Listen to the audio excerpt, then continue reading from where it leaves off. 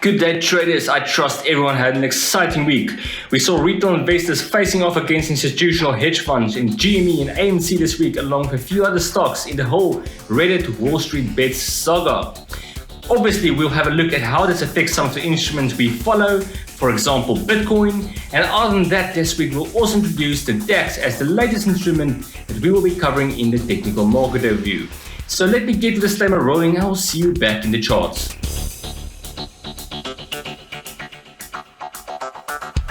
We are starting our week by looking at the US dollar to South African rand. We are on the 4-hour time frame.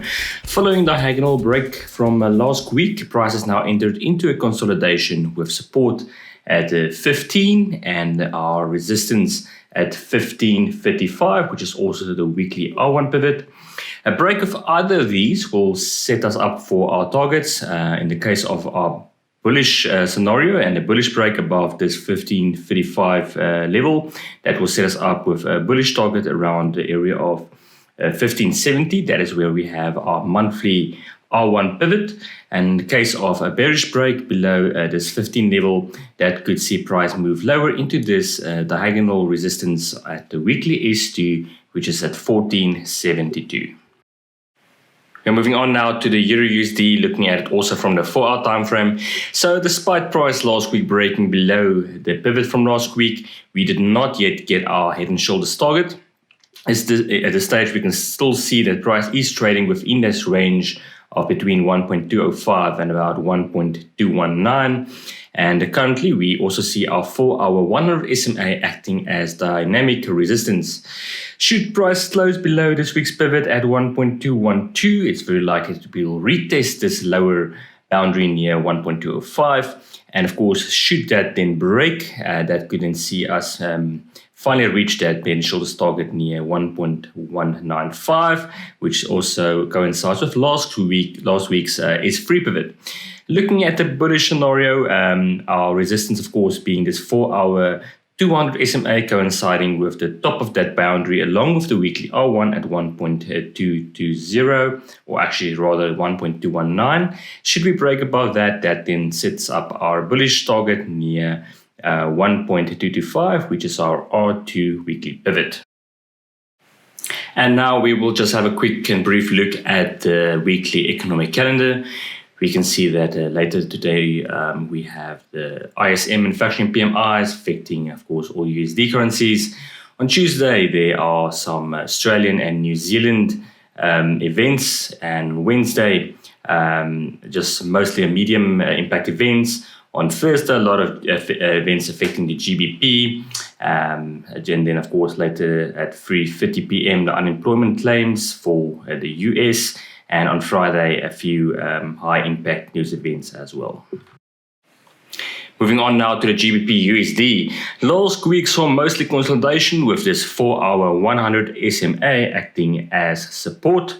And of course, the general trend remains bullish, and should the weekly pivot at 1.368 hold, a retest of the upper boundary at this weekly R1 at 1.368, 1.376 rather, would be quite likely. And of course, if we get a bullish breakout, the target would then be the upper diagonal boundary around our weekly R2 and monthly R1 pivots, and that would be in the vicinity of 1.383. If, however, we see a break lower, and of course we're talking about this lower diagonal range-bound boundary close to our weekly, our monthly pivot and our weekly S1 at 1.361, that could set up a bearish target close to the monthly S1 near 1.350. Moving on now to the Australian dollar USD. Last week saw a correction with price testing the daily 50 SMA, and that is the one I've projected for us here in green, and that happened near 0.763, which would thus now also be our area of support. At this stage, if this level can hold, we can expect a retest of the upper diagonal boundary. That will probably happen near the weekly R1 at about 0.773, with a breakout from this level, probably targeting the weekly R2 close to 0.78. of course, anywhere between this weekly R2 and a monthly R2 would be possible. Just looking at the bearish scenario, and should we get a break below this daily 50 SMA, that will then set up a bearish target in the vicinity of our monthly S1 at 0.754 to our weekly S2 pivot at 0.749. Having a look now at the Nasdaq 100, last week played out very close to the way we discussed it in our previous video, with an initial bullish move along this upper diagonal boundary, moving right into our target at about 13,620, and that was then followed by a sharp correction towards the lower diagonal boundary, where we also then met our short target that we set at 12,920. And if we just quickly move now to the daily time frame, we can see that a break below this diagonal support, you could see a deeper correction probably towards our larger diagonal support boundary, which will probably be in the vicinity around our weekly S1 pivot at about 12,620. So that would, of course, be our bearish target. In the event of a correction, and of course, should price manage to stay above this daily 50 SMA, that could see price then recover, and only if we can get a close back above that new weekly pivot at 13,120, can we then expect another move higher and perhaps a target at the weekly R1 pivot near 13,400. We will now have a look at the DAX index, that's the German DAX 50 index, and we will be looking at this in the place of Brent crude oil.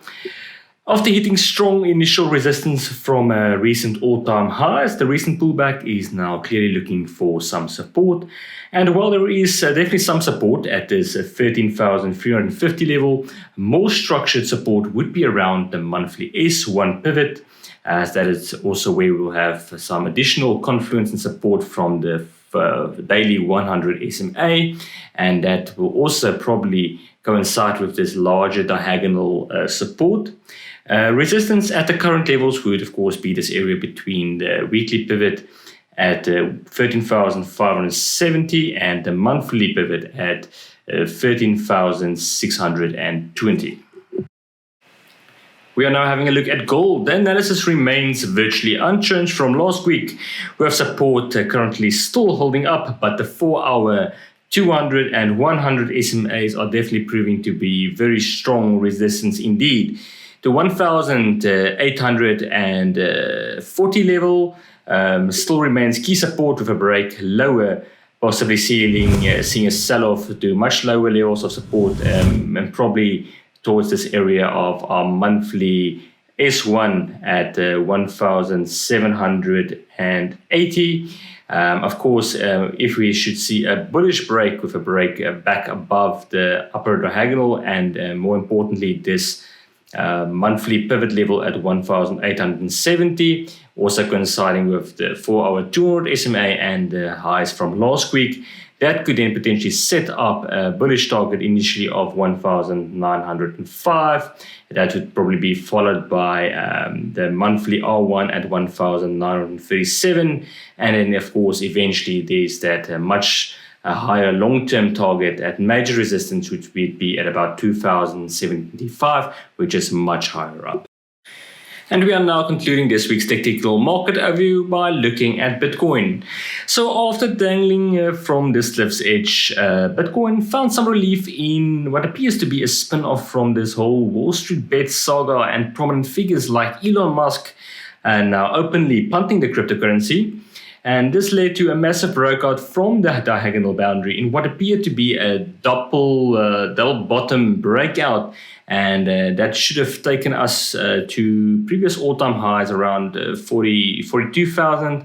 Although that was not the case, as we can see that price then hit strong resistance from the yearly R1 pivot around 38,000. The breakout then failed and returned towards support at the daily 50 SMA. The overall trend remains bullish, and as long as trading can remain above the 50 SMA. However, if price breaks below it, that would probably see support somewhere between The daily 100 SMA near 24,350 and the yearly pivot at about 20,600 tested. Although if we can get back above this 35, let's just say the 35,000 level, and then that would be, of course, this overhead diagonal that could again set up some bullish targets, probably initially again back to that high at the yearly R1 pivot. And should that break, then of course we can probably expect the previous all-time highs to be retested with bullish targets anywhere in the range from 42,000 to about 38,500. That concludes our weekly technical market overview. Please remember to like and subscribe. And as mentioned last week, if you want to see more trading setups throughout the week, consider visiting our Twitter account or the Traders Forum, where we'll be posting setups on a daily basis. This is John Jacobs for RMDTRADER. Remember to trade smart and trade successful.